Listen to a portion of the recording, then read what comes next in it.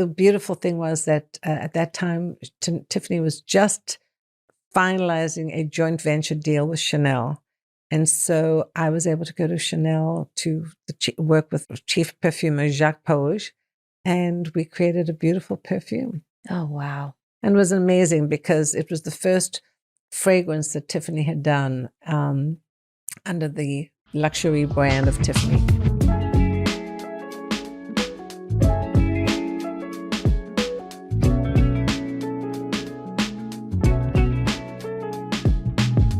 I know there's a history of, ritual with fragrance. I was wondering if you could tell us a little bit more about the history of fragrance. I would love to. Do you know what the word perfume means? No, I do not. So the word perfume actually comes from the Latin perfumum, which means through smoke. So you talked about rituals. So in the ancient Egyptian rituals and the ancient history of fragrance, the Egyptians would make sacrifices to the gods, and they would put on a bed of wood, which came to be known as an altar of wood, all the elements that they wanted to offer to the gods. And then they would light the altar and they would light the elements, and the wood would burn. And through the wood and the smoke wafting into the air came the beautiful aromas. So through smoke came the word perfume. Through smoke, perfumum.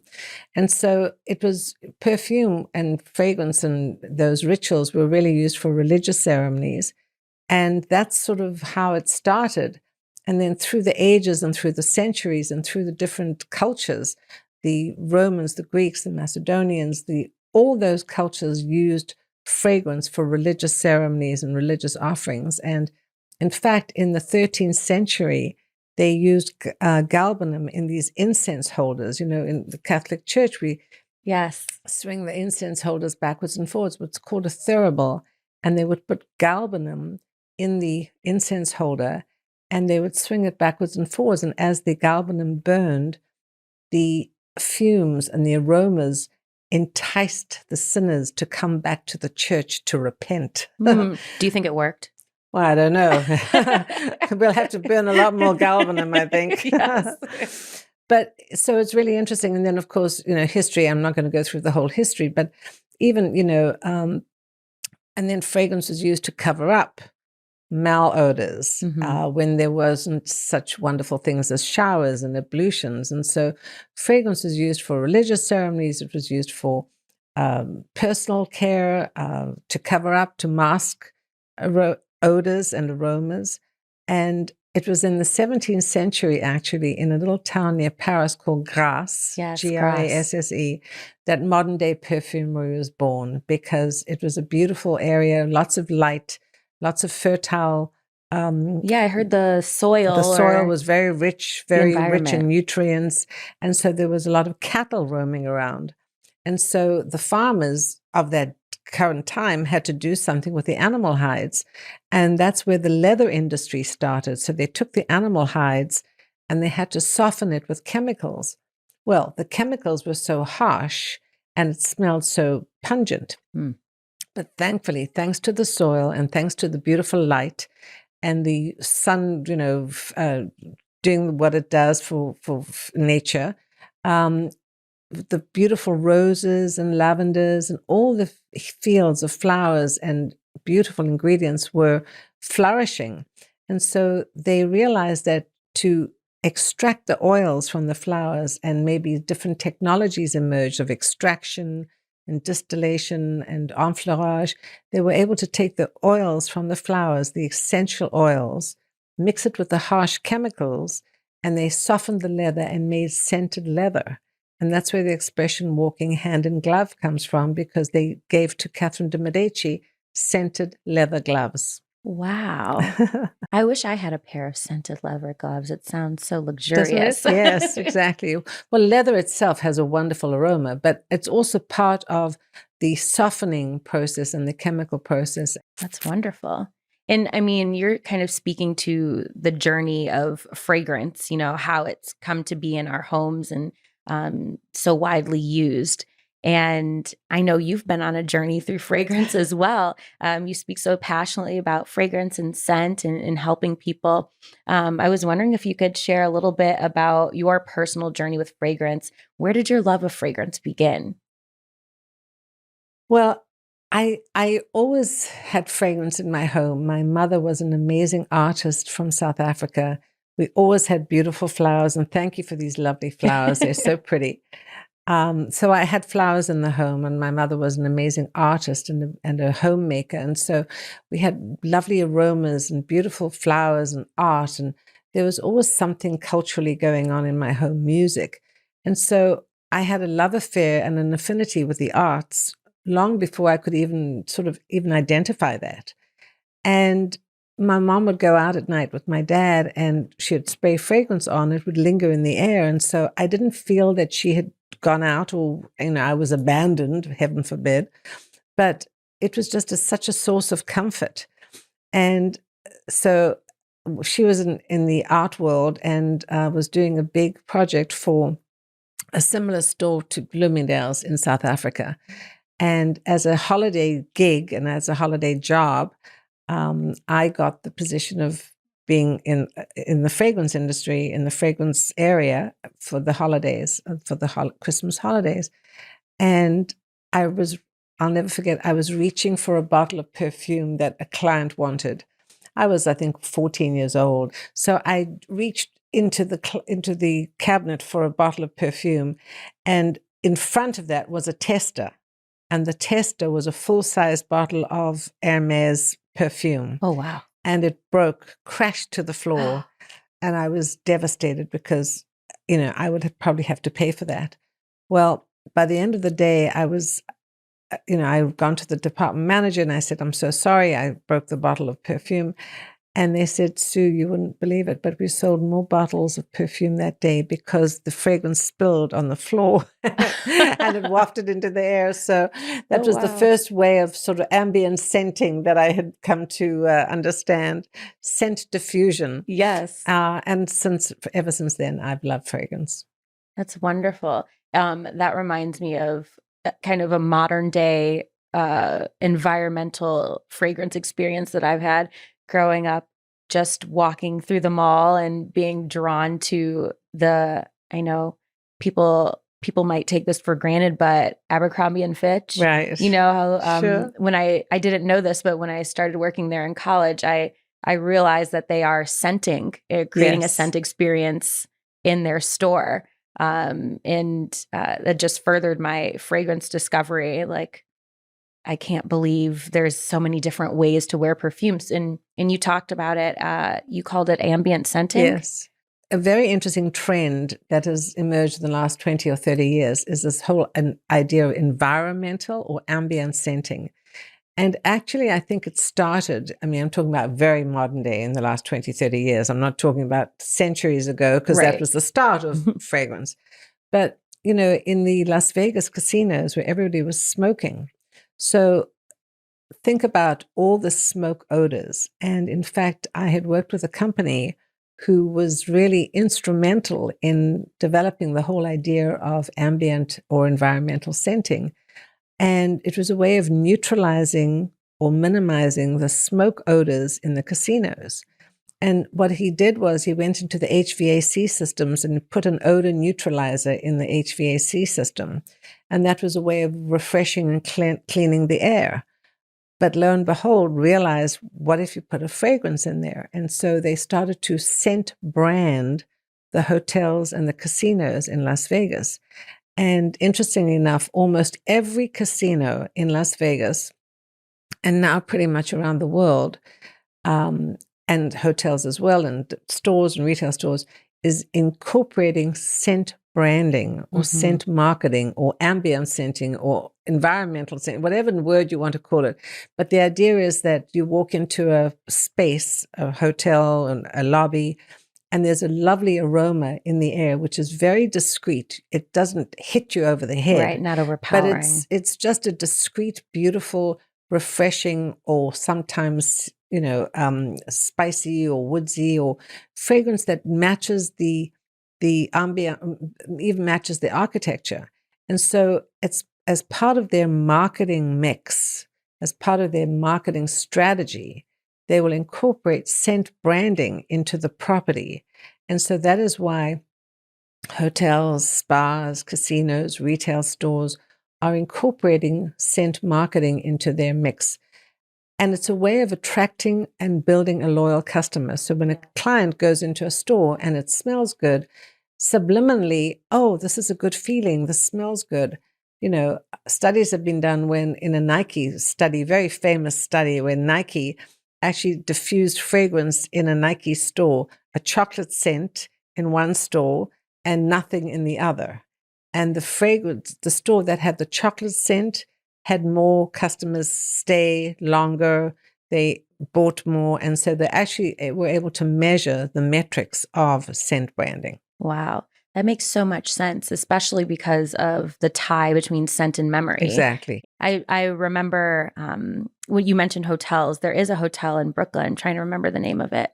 But I remember going in there and the scent being like a woodsy, and it was a fall day. Yeah, and I just perfect. remember it, yes, absolute perfection. I was like, I understand the vibe in this hotel. I understand what the restaurant is going to be like. And every time I go back there, I just remember that and I feel comforted. I know I'm going to have a great time there. Well, you see, that's the whole thing. It's really giving a wonderful customer experience. And fragrance can do that, unlike many other things. I mean, music certainly. But when you incorporate music and scent, so the sound and the fragrance together can really establish a really great ambiance and a really great environment, so that clients know if they're going to book a visit into a hotel, something that makes you feel good and has a really positive association is going to make you want to come back time and time and again. And that is why scent branding has become so important. Tell us about your experience at Tiffany. I know most people, you know, when I tell my friends or family about fragrance, they expect that, you know, someone at a brand, you know, just mixes a few things together and then puts it out on the market. And, you know, I'm not sure people really understand that there are so many steps involved in bringing a fragrance to market. So I was wondering if you could tell us a little bit more about how you were able to help bring such a beautiful fragrance like the Tiffany anniversary fragrance to life. At Tiffany, I'll just give you the short version of it. The day that I was hired, my future boss handed me 2 submissions, and she said, these are the submissions we've been working on for the last 6 months or 8 months or a year, whatever it was. And I wasn't even out the door before I sprayed the fragrances on me. And I was so excited to get the position and, of course, excited to smell the fragrances. And I stopped. And they didn't seem to reflect the image and the quality and the luxury and the beauty of Tiffany. And so now I had to go into Lancome and resign. And so I had my 2 weeks there. And in those 2 weeks, I really was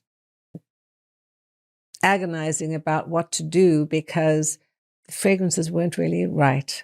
And so I landed up contacting my future boss and I said, look, you know, I'll do whatever you want, but to me, these don't seem the ideal quality for the luxurious brand of Tiffany. And she said, well, Sue, you know, let's go and talk to the chairman. We talked to him and he said, well, we hired her, let her fix it. Yes. And the beautiful thing was that at that time, Tiffany was just finalizing a joint venture deal with Chanel. And so I was able to go to Chanel to work with the chief perfumer, Jacques Polge, and we created a beautiful perfume that became known as Tiffany. Oh, wow. And it was amazing because it was the first fragrance that Tiffany had done under the luxury brand of Tiffany.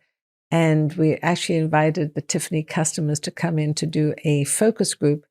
And we had the original 2 fragrances as part of the focus group test, and then the third. So we invited people to come to a breakfast at Tiffany focus group test. How fabulous. And they loved that. And we had a spray there and a spray there and a spray here. And ultimately the fragrance that we developed with the Chanel perfumer became, the outright winner of the focus group. So I was very pleased and very excited that that was able to happen. Yes, you have great fragrance instincts from all of your experience with the customer and in knowing what they like, to your experiences in different aspects of the business, all brought you to a place where you were able to, insert your expertise and, still rely on the customer and bring them back into the equation.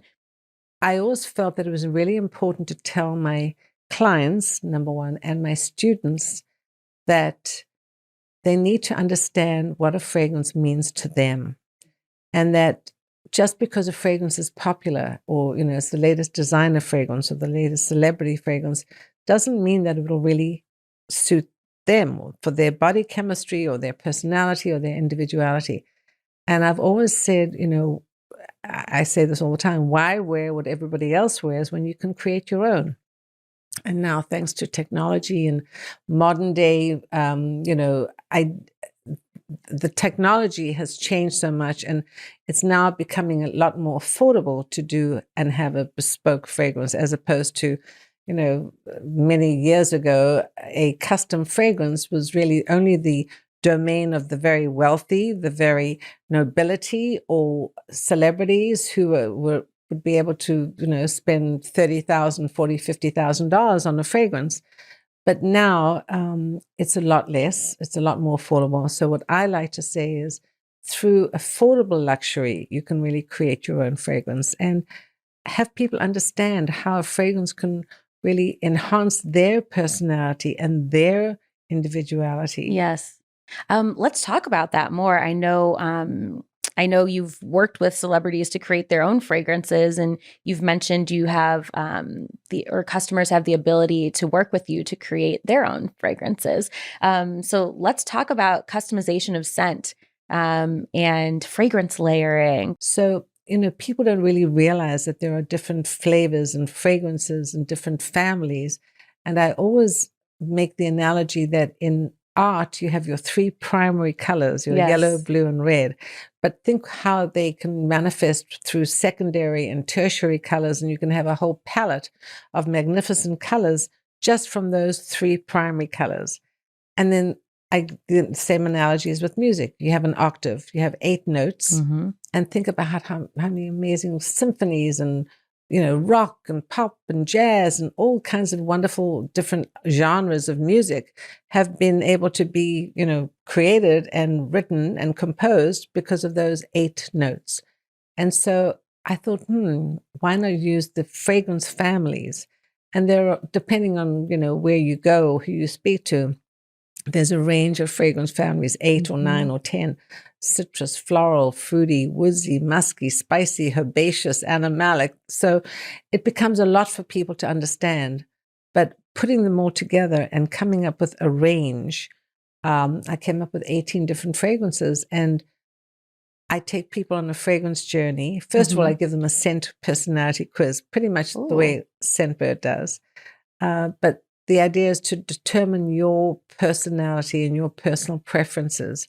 And so by taking my scent quiz, people can really see the results of what fragrance family they like, whether it's fresh or floral or woodsy or spicy. And based on that, and based on their results, and based on their answers, I can usually come up and create a custom fragrance. So it's been amazing. People really love the fragrances. I was just walking by, in fact, last night, and somebody behind me said, "What are you wearing? I've never smelled that." And when I get comments like that, it just lifts my spirits because it's such a huge positive feeling that somebody can actually love the fragrance that I create, and just walking in the street.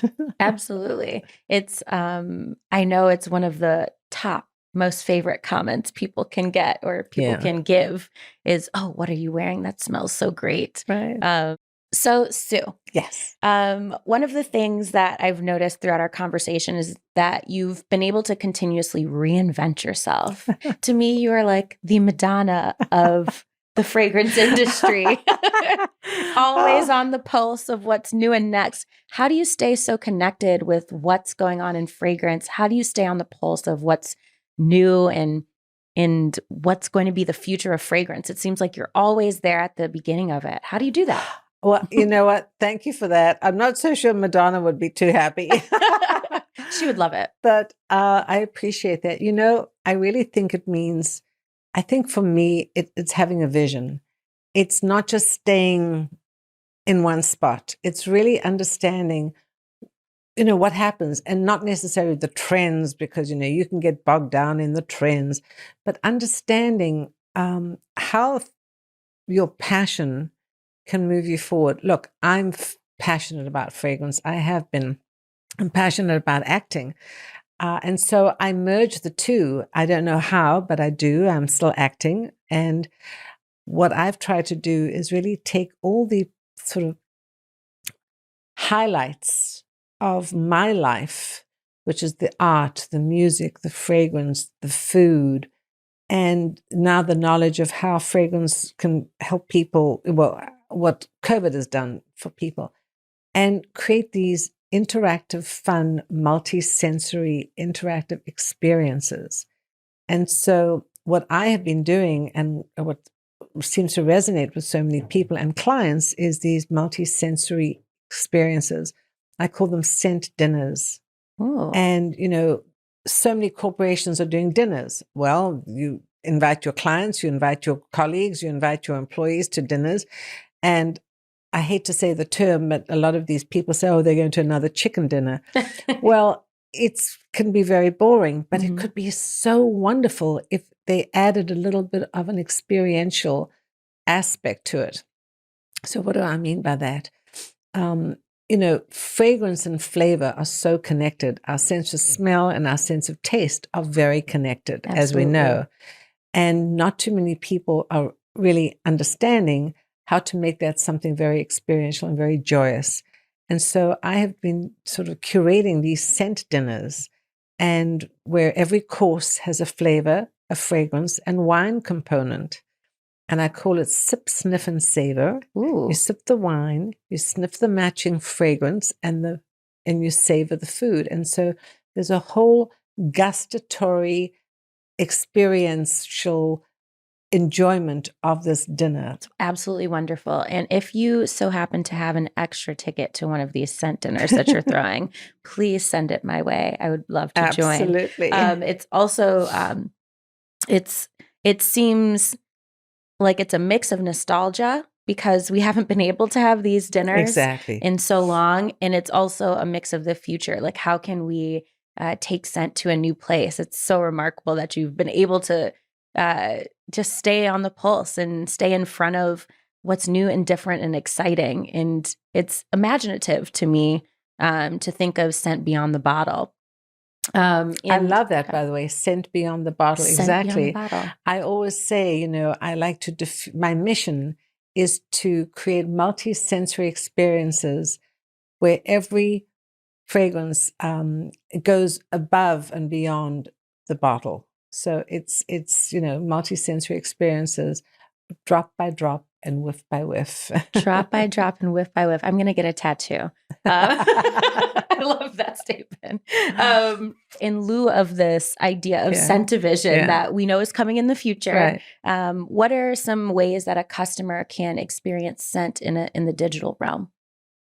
Well, it's really a question of understanding what fragrance is about and what brands are offering fragrances, and taking a scent quiz and understanding, well, am I a citrus person? Am I a floral? Am I fresh? Preferences, yes. And understanding your preferences. And it's really an educational process, because, you know, nobody teaches us how to smell. So we're not used to it. We're not sort of au fait with, well, you know, I'm going to be a fragrance maven.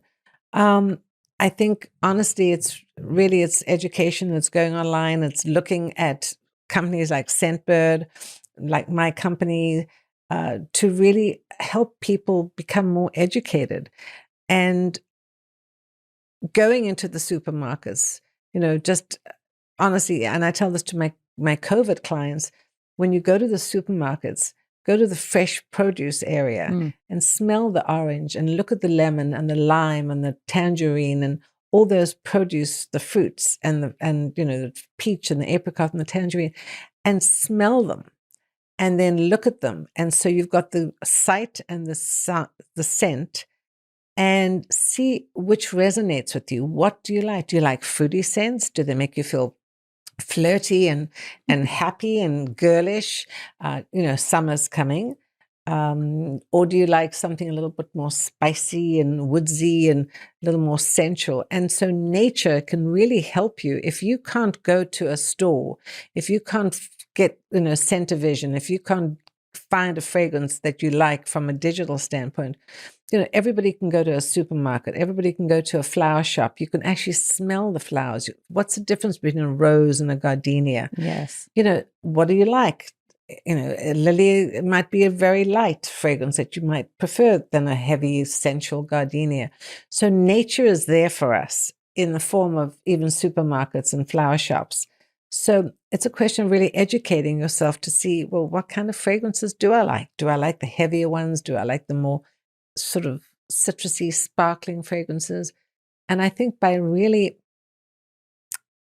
understanding how fragrance is everywhere, flowers are around, fruit and produce is around, you can really understand the importance of how our sense of smell can be heightened through visually looking at something and then actually experiencing it.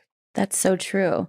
We don't tend to think about the everyday items in our lives that could lend themselves to fragrance preferences.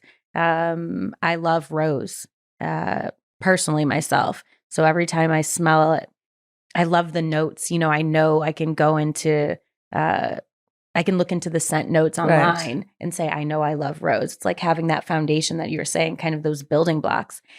But there are different roses. Yes, absolutely. So, all roses are not the same. And, I'm so glad you mentioned rose, because for me, rose is the quintessential symbol of femininity. Why? Because it was something that our mothers and our grandmothers used, and it was something that goes back centuries. And also because it was probably one of the most symbolic fragrances and flowers of femininity. And it's always been used as that. Now, the problem about rose is that many young people today don't like rose. Yes. Why? Because they say, oh, it reminds me of my mother, my grandmother, and my great-grandmother these days. It has that old-fashioned vibe to it. And the reason being also, when our mothers and our grandmothers wore fragrance, they had a powder. And the powder, the face powder, actually had a rose fragrance. So they would put the powder on their faces. And when the child would kiss the grandmother, they would smell the rose fragrance from the powder. And so the association was rose, grandmother, old lady, no good. Not me, Sue. That's not me. No. So again, but there are some beautiful rose fragrances. I mean, I have a Moroccan exotic rose. There are some gorgeous rose fragrances. So I urge everybody, don't give roses a bad rap. Try roses, try different flowers, because they are beautiful. This is our PSA for rose, everyone. There you are. Let's give rose a good name.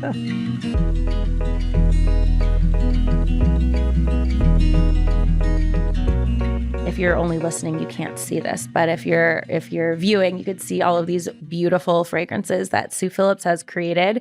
I believe these are especially for the Scentbird platform, right? So I created 5 distinct, exclusive, beautiful, complex perfumes, and they are perfumes for Scentbird. And I took the 5 different flavor categories: fresh, floral, woodsy, spicy, and fruity. We called them Sue Phillips Artisan Scents. If you look at the label, you'll see it says Sue Phillips Artisan Scents. And you've got the fresh blend. Yes. And here's the floral, the woodsy, the spicy, and I have the fruity. And they are each very complex, each very different. And the fresh fragrance is a beautiful combination of citrusy, sparkling, green notes with a little sporty note, and it's very invigorating, very exhilarating, great for men and women. So the fragrances that I created are complex. They are actually a combination of my blends. So the fresh fragrance is the fresh artisan perfume, is a combination of the citrus, a very sparkling, exhilarating citrus, and a beautiful green grass, green leaves, green teas, and a hint of hyacinth, and then a robust sporty note with juniper berry and a hint of ozonic fresh fragrance with a little galbanum. And it's a very exhilarating fragrance for men and women. The floral is a beautiful, just what this medley is. It's a lovely medley of flowers: lily of the valley, jasmine, gardenia, rose, of course, a little frangipani, and a little cyclamen. So it's really complex, and it's a gorgeous, very sensual rose fragrance. Not just rose, but floral fragrance, a floral blend. And if you love florals, it's amazing. Yes. Interestingly enough, there are some European men who love florals. Yes. And I heard in Middle Eastern cultures, they don't really designate between masculine and feminine. Everyone's just wearing the fragrance that suits them, right? Exactly. So I would like more and more men to step out of their sporty vibe and really try some beautiful florals. Yes, men. You don't have to only wear fresh. Exactly. You can expand your horizons and you can try different scents. Particularly Sue Phillips, try the floral blend. So we did the fresh, we did the floral. Now the Woodsy. Okay, so the Woodsy is an amazing fragrance, also for men and women, but mostly men love Woodsy. So in here is the sandalwood. I have sandalwood, which is from India, and the finest sandalwood comes from India. And there's also a hint of herbaceous notes, a little herbal. Some people think that herbs, a lavender is a floral. It's not, it's a herb. So what I did for my Woodsy, I actually combined Woodsy and herbaceous notes. So there's a sandalwood in here, a herbal, a little hint of musk, because that kind of is a little bit in the Woodsy area, and a beautiful patchouli, a wonderful oak moss. And so this is sensual, it's deep, it's dreamy, it's sexy. Seductive, would you say? Seductive. It's robust. Woodsy. It's wonderful. And I love the way these open. So you twist and you swivel. So just the way we know how to do this. So this is the Woodsy. And I know a lot of women are starting to wear more Woodsy scent. I think we can thank Santal 33's success for that. Exactly. Well, before that was even Samsara. Samsara, yes. Years ago, before your time, Brittney. You're too young. I've seen it. I haven't smelled it yet, but I know it was very popular. So we did the fresh, the floral, the Woodsy, and now we have the spicy. Now, spicy is very exotic. It really reminds me of the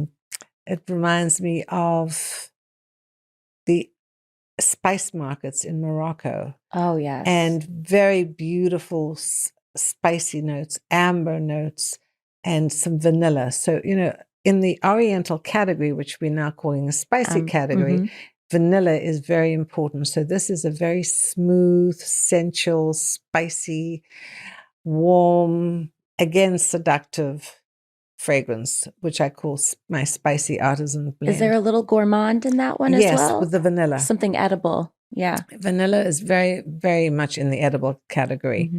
And, one of the most requested fragrances for most people is vanilla. Yes. You know why? It reminds them of good times. When you're a kid, you ask for a vanilla ice cream, vanilla cookie.